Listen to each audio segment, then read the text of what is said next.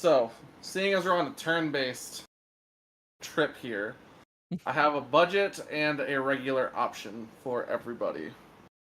So, anyone who has NSO, I highly recommend Fire Emblem the Sacred Stones on the GBA. Oh, when you said It is- NSO, I thought you said ESO. Sorry, I got really confused. No, NSO, Nintendo Switch Online.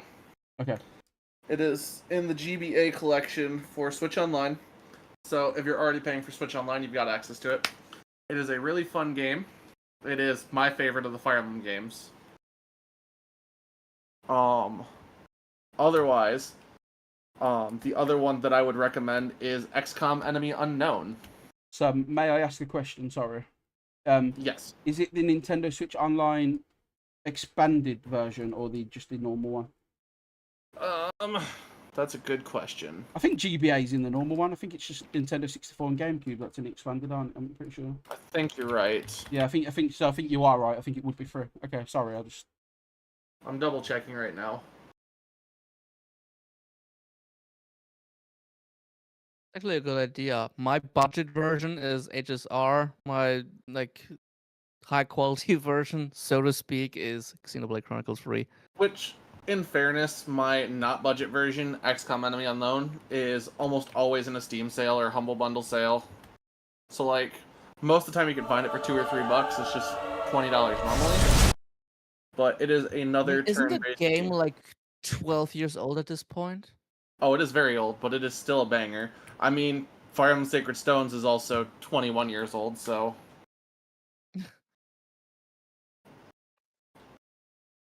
Okay. So, Fire Emblem for the GBA, and what was the other one? Sorry, Nat.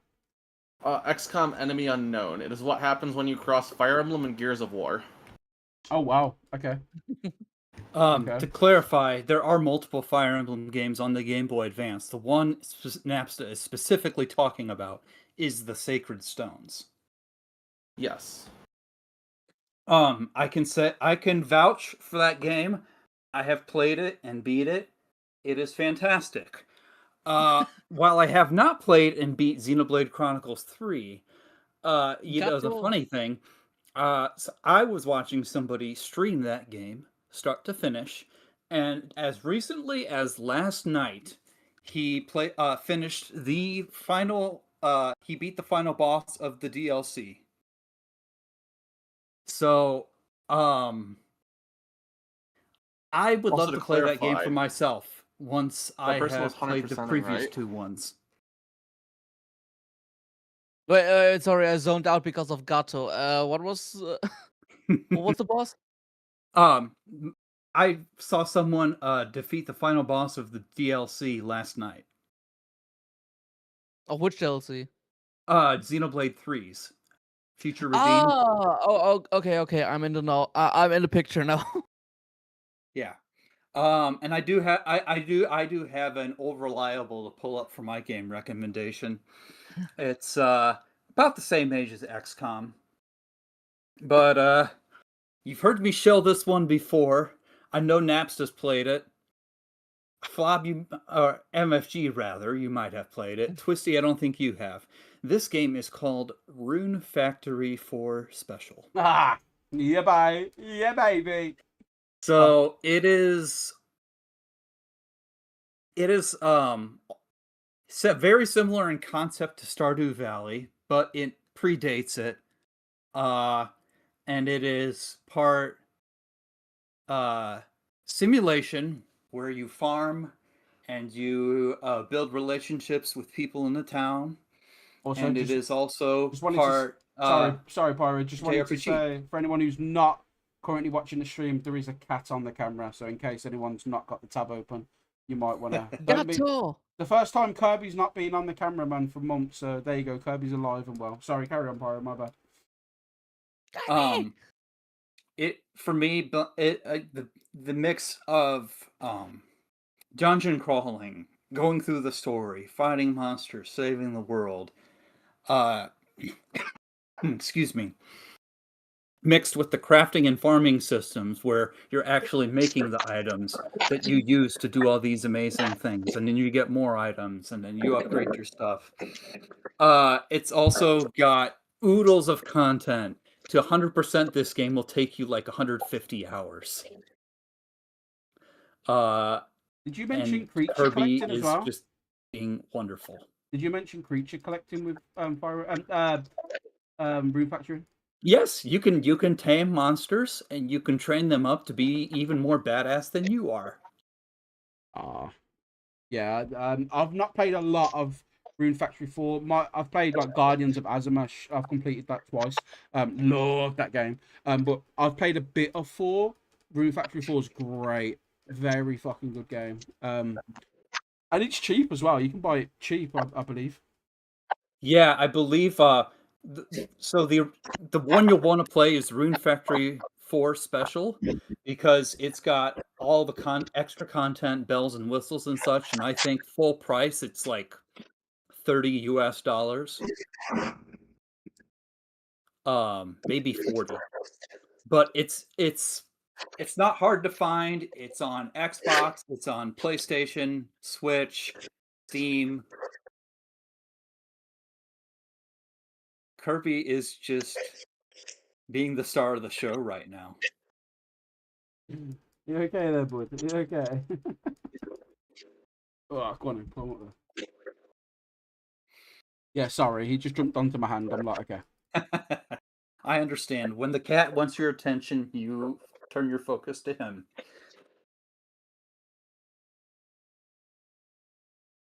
Yeah, man. No, I think Rune Factory.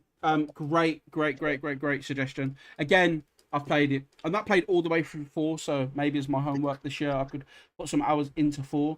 But for me, so obviously Napster's the GBA and XCOM. You said Nap, right? Correct. Yes. XCOM Enemy Unknown. Okay. So we have Star Rail, Xenoblade, Twisty's sort of like 2.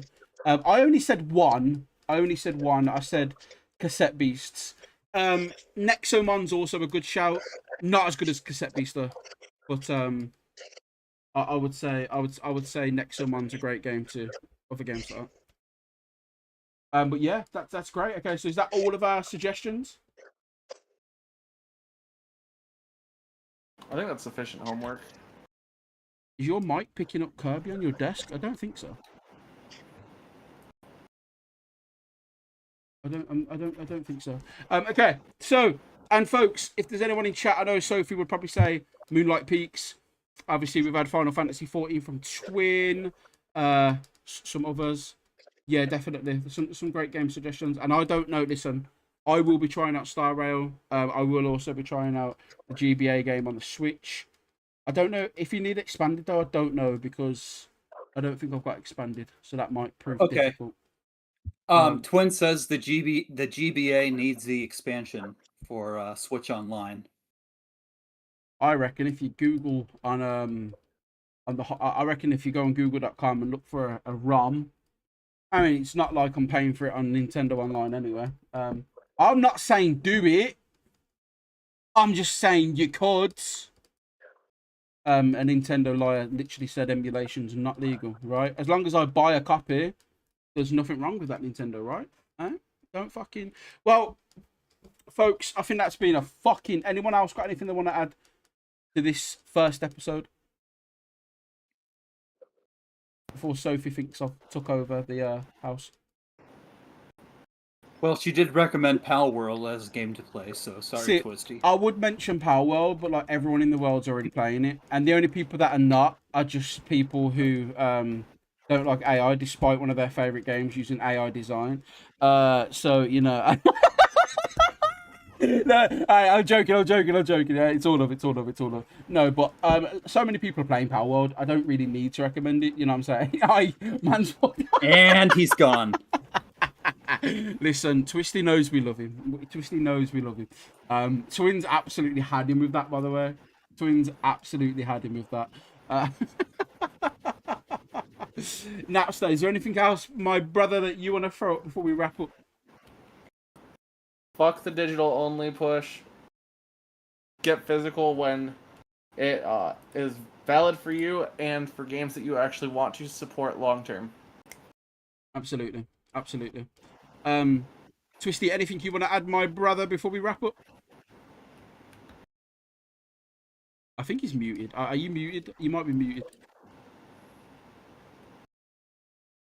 Yeah, it's not picking your voice up.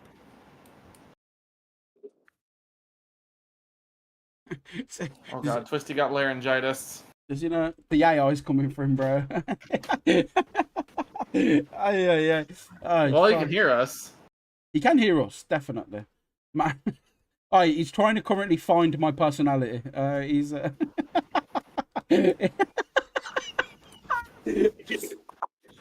karma for the Power World slander. Hi, Twisty. Oh no, Twisty's left. Wait, he might jump back. He might come back because the camera. Oh, there we go. Wait, is he back? Oh Christ. Well, the green rectangle around his icon is lighting up. Potentially he'll be back. I don't know. Potentially. Instead, we have double potato. The horrors. Well, I have paused the recording just in case. Trying to get Twisty back on. I can always carry on. But after he left, I need to readjust his thingy-majiggy. Do we have a German in the stream? Yeah. Hello? Oh, we can hear him. Hello? Oh, we Twisty? hear you now. Oh my fucking! I don't know what happened. I mean, there's no camera now. Yeah, Oh, that's. Oh, wait. Oh, for fuck's sake. Now it's moved to Pyro. Fuck! Okay, wait. Everything is awesome.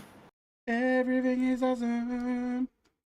Everything is cool when you're part of a team. I don't know hope what Logan fucking- Paul runs a marathon, but every step he takes, it's on top of a Lego. Mad. We got Twisty back. We got him back. I had to pause the recording while we waited. But Twisty, anything you want to add before we wrap up, dear sir? Yeah, I hate you. No, I'm kidding. I'm kidding. No, I think it's a good restart, and I just enjoy us talking again. Yeah, man. Pyro, anything you want to throw up, bro, before we wrap up? No, just I'm glad to be here for this potty, and I would love it if I could actually, be here with you and Twisty and Napsta and Onesie again. Yeah, man. I can try and make it work. I don't know how 5 cameras is gonna. I'm sure the good thing is I think my PC can handle it. I'm not worried about my PC handling it. I think we've not had a single fucking problem in terms of stream quality. No one's complained about frames. We've had 2 streams running the whole time, Twitch and YouTube. Everything seems wonderful on that regard. So yeah, man, we should be able to make it work. I might have to make an overlay for 5 though. It's that, or we just lose the chat box. I don't know. I can try and make it work though. I can definitely try and make it work. Or another thing we can do is 5 cameras. Well, 5. Actually, no, because we could probably just move your avatar and just put Onesie's camera there, and you just can continuously speak, right?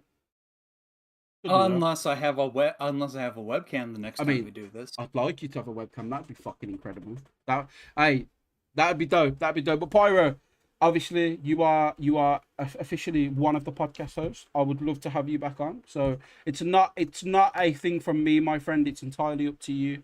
When and if you can make it, you're more than welcome to come on. I'm not gonna let anyone feel like they can't come on because there's no space. I will always try to make space for everyone. And I just want to say it's been fucking incredible speaking to Twisty again, to Napster, to Pyro. It's going to be a lot of fun having Onesie back on next week. Onesie said he'll be back on next week. The part-timer, we'll see. And again, man, if anyone does want to come on, does want to feature, there's always going to be time and whatnot. Napster, did I ask you, is anything you threw up? Because I think it was between you and Pyro. I forgot. I'm sorry if I didn't. My bad. For what? Sorry. Did I ask you if there was anything you wanted to throw up before we wrapped up? I don't know if I did. Oh, okay. I did my piece. No, that's fine. As long as I asked you, I felt bad otherwise. And yeah, man, I don't know about all you guys. I had a lot of fun. Chat, let me know. Have you missed the podcast? Do you want to see episode 2? It is going up on YouTube, though. All of this is going on the MFG channel. Let's see how my internet provides with a 3.5 hour clip. Future weeks won't be this long. It's just we are covering months worth of information right now. Whereas on a weekly basis, we're just covering that week, essentially. So don't worry. It will be shorter. But thank you for all of you, like Twin, Sophie, Elias, who was in here for, I think, for the earlier section, Wayne as well, OTC, C Dubs, couple of people, Alex Beer at the start. Quite a few people showed up today, and we appreciate all of you. Thank you, man. And again, Twisty, wait, you got the intro next week, so that's I'm gonna let you do the outro, good sir. All right. Thank you for hanging out with us on Control Alt Banter with MFG, Twisty, Napsta, and Pyro for the relaunch of the relaunch of the relaunch of a podcast with us. Less Pokemon, more gaming, more chatting shit, getting banged. Let's do this shit. Y'all have a good week. Getting banned? Getting banged, I wish. Yeah, Yes me, and yes. Me too. Me too. Peace out. Okay, I've ended the recording. Everyone else, this is a part. Fun fact before we do wrap up, it's a really good time to do a podcast because the last 2 months, my middle tooth here was chipped. So I had a massive gap from my 2 middle teeth, and it got fixed at the dentist. But I'm happy I didn't do a podcast because every time I smiled, there just would have been a massive hole, and that would have been fucking awkward to look at in footage. So your boy's got his pearly whites back, and it's all good to go. All good to go. Well, folks, thank you so much for watching, man. Again, shout out to Twin. All of you in the chat has been fucking really fun. And again, huge thank you for Napster, Twisty, and Pyro. Twisty's poured fucking hundreds, if not probably close to 500 hours into podcast alone. So Twisty, you're a legend, bro. I want to thank you for that. Again, it's up there. No big deal. It's coming up there. Napster, again, a staple ever since we welcomed Napster into the community. So thank you, brother. I appreciate you. Thanks for having me. Always, bro. I think 200 is a more realistic estimate. Fuck it, have the exaggerated one, mate. It sounds better. And Pyro, thank you too as well, sir, man. I appreciate you coming in, bro. Glad to be here. Thanks for having me. Of course, man. Twitch, By the way, do YouTube. you want to raid? You know, Twitch thing and all that? I will on Twitch. Let me just let me end the YouTube one. Give me 2 seconds. Everyone on